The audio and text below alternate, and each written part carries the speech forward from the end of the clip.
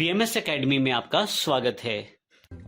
हमारी ये video tutorial की जो सीरीज है ये सी लैंग्वेज से संबंधित है, परंतु सबसे पहले हम लैंग्वेज की जानकारी लेंगे, जिसमें चैप्टर 1 में इंट्रोडक्शन टू लैंग्वेज की जानकारी लेंगे हम। इसमें सबसे पहले हमारे पास कुछ क्वेश्चंस हैं, कुछ बेसिक क्वेश्चंस हैं जिनकी जानकारी हम इस अध्याय में लेंगे, जैसे कि व्हाट इज प्रोग्राम, प्रोग्राम क्या होता है, व्हाट इज लैंग्वेज, लैंग्वेज क्या होती है, how does programming language work, किस प्रकार प्रोग्रामिंग लैंग्वेज कार्य करती है, व्हाट इज ए कंपाइलर, एक कंपाइलर क्या होता है, source program to EXE file, source program क्या होता है, EXE फाइल क्या होता है और इसमें सोर्स प्रोग्राम को कैसे EXE फाइल में बदला जाता है।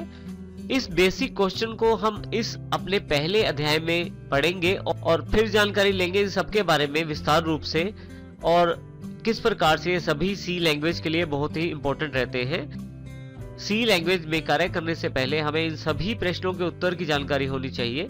तो सबसे पहले हम जानकारी लेते हैं प्रोग्राम के बारे में। हम अपने कंप्यूटर में विंडोज 7 में दिए गए सिंपल सॉफ्टवेयर पेंट की बात करते हैं। यहाँ हमारे पास माइक्रोसॉफ्ट पेंट दिया गया है। इस पिक्चर में यदि आप देखें तो मैंने एक कमांड का एग्जांपल लिया है जो कि कॉपी कमांड है।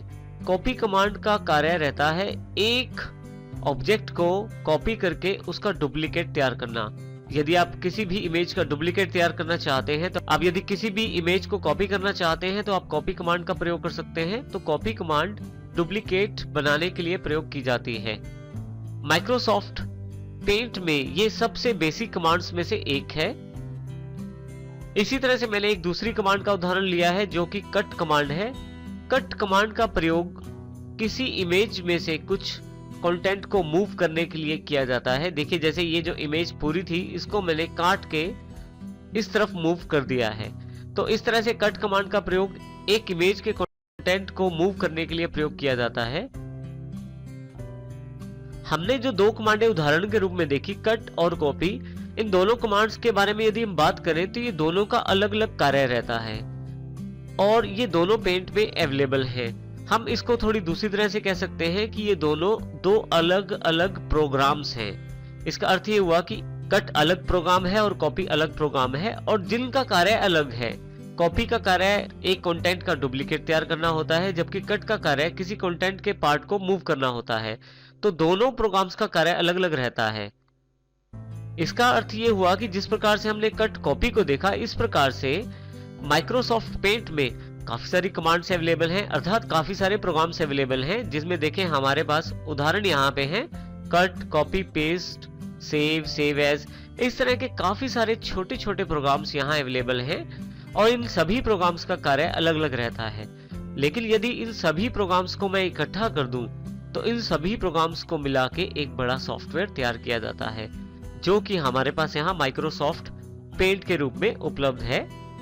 इसका यह भी अर्थ हुआ किसी भी सॉफ्टवेयर को बनाने के लिए काफी सारे प्रोग्राम्स की आवश्यकता रहती है, और जैसे हमने अपने उदाहरण में देखा, कट कॉपी दो प्रोग्राम थे और यहाँ पे काफी सारे प्रोग्राम्स दिए गए हैं। इन सभी प्रोग्राम से मिला के एक सॉफ्टवेयर बनाया जा सकता है, जिस प्रकार से हमारे सामने पेंट का एक एग्जाम्पल अवेलेबल है।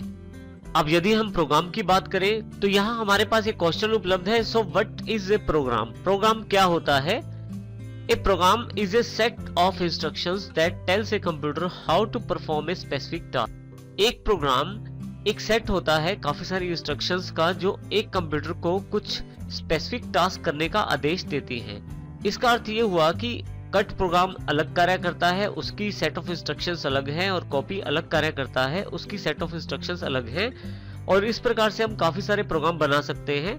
और ये सभी प्रोग्रामों का मुख्य कार्य कंप्यूटर से किसी न किसी कार्य को लेना होता है, और सबका कार्य भी अलग अलग रहता है, जिसमें कंप्यूटर को अलग अलग तरह की टास्क करनी पड़ती हैं, अलग अलग तरह के कार्य करने पड़ते हैं, और ये कार्य प्रोग्राम के अनुसार, प्रोग्राम की सेट ऑफ इंस्ट्रक्शंस के अनुसार होते हैं। अब नेक्स्ट क्वेश्चन हमारे पास ये है कि प्रोग्राम किस प्रकार बनाए जा सकते हैं। हमने यहाँ कट का एग्जांपल लिया, कॉपी का एग्जांपल लिया, उसके अलावा भी हमारे पास सेव, सेव एज, काफी सारी कमांड्स या प्रोग्राम अवेलेबल थे। तो ये प्रोग्राम किस प्रकार बनाए जा सकते हैं? प्रोग्राम्स बनाने के लिए हमें प्रोग्रामिंग लैंग्वेजेस की जानकारी होना आवश्यक है। प्रोग्रामिंग लैंग्वेजेस एक ऐसा माध्यम है जिससे हम अपने प्रोग्राम बना सकते हैं। तो नेक्स्ट क्वेश्चन हमारे पास जो उपलब्ध है वो है, what is A programming language? Programming language क्या है? वो लैंग्वेज जिसका प्रयोग हम अपने प्रोग्राम्स बनाने और डेवलप करने में करते हैं उसे हम प्रोग्रामिंग लैंग्वेज कहते हैं। अर्थात जिस लैंग्वेज के द्वारा प्रोग्राम बनाए जाते हैं उस लैंग्वेज को प्रोग्रामिंग लैंग्वेज कहते हैं। उदाहरण के तौर पे मुख्य हमारे पास प्रोग्रामिंग लैंग्वेजेस उपलब्ध है C++, जावा, VB6, .NET और इसके अतिरिक्त भी बहुत सारी लैंग्वेजेस उपलब्ध हैं। यहाँ यदि हम इसकी परिभाषा की बात करें तो प्रोग्रामिंग लैंग्वेज एक आर्टिफिशियल लैंग्वेज है जिसका प्रयोग कंप्यूटर्स को इंस्ट्रक्शन प्रदान करने के लिए किया जाता है, और जो पर्सन या जो व्यक्ति प्रोग्राम्स बनाता है उसे हम प्रोग्रामर कहते हैं। ये प्रोग्राम वह प्रोग्रामर प्रोग्रामिंग लैंग्वेजेस का प्रयोग करते हुए बनाता है। तो इस प्रकार हमारे पास प्रोग्रामिंग लैंग्वेज वो माध्यम है जिससे हम अपने प्रोग्राम बना सकते हैं। नेक्स्ट जो हमारे पास क्वेश्चन है, how does programming language work? किस प्रकार एक प्रोग्रामिंग लैंग्वेज कार्य करती है? इस प्रश्न का जो उत्तर है हम 2 पॉइंट से देना चाहेंगे। सबसे पहला पॉइंट है कंप्यूटर के द्वारा समझा जाने वाला कोड, अर्थात वो कोड जिसमें कंप्यूटर कार्य करता है। ये जानना बहुत ही आवश्यक है कि हमारा कंप्यूटर मशीन कोड्स या बाइनरी कोड्स के आधार पर कार्य करता है।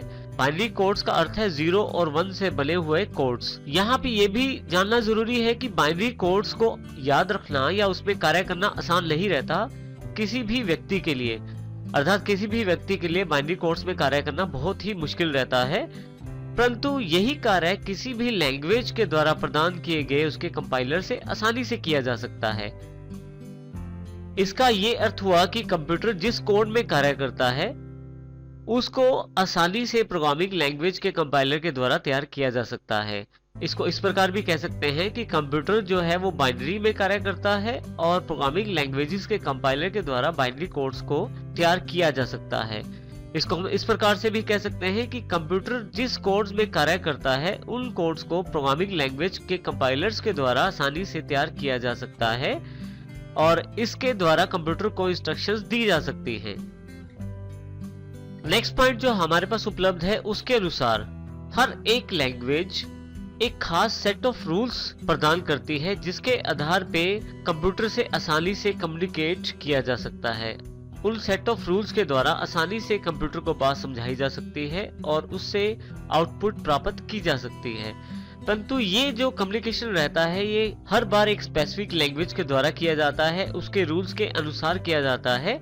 तो इस प्रकार हम ये कह सकते हैं कि जो प्रोग्रामिंग लैंग्वेज होती है वो कंप्यूटर से संपर्क करने के लिए मुख्यतः 2 आधार का प्रयोग करती है। पहला, अपने कंपाइलर्स के द्वारा बाइनरी कोड्स को या मशीन कोड्स को जनरेट करना या उस भाषा को जनरेट करना जिसके द्वारा कंप्यूटर समझ पाए, और दूसरा वो सेट ऑफ रूल्स प्रदान करना जिसके द्वारा आसानी से कंप्यूटर से कम्युनिकेट किया जा सके।